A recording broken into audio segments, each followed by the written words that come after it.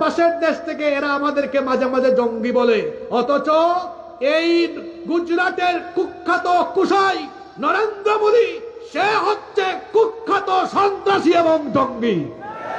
তার প্রত্যক্ষ মদদে আমাদের শত বছরের ঐতিহ্য বাবরি মসজিদ দখল করে রাম মন্দির নির্মাণ করে পৃথিবীর 200 কোটি মুসলমানদের কলিজায় এরা আগুন ধরিয়ে দিয়েছে।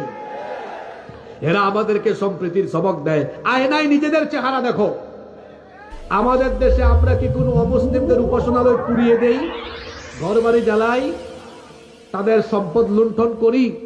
আগামী দিনে করবেন নাকি? এই শিক্ষা কি ইসলাম আমাদেরকে দেয়? আমাদের অমুসলিম ভাই বোনদেরকে আমরা বলছি, আপনারা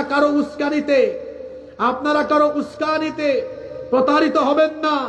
মায়ের কোলে শিশু যেমন নিরাপদ, ঠিক তেমনি ইসলামী হুকুমতের ভেতরে থাকা মুসলমানদের কাছে অমুসলিমরাও তেমন নিরাপদ।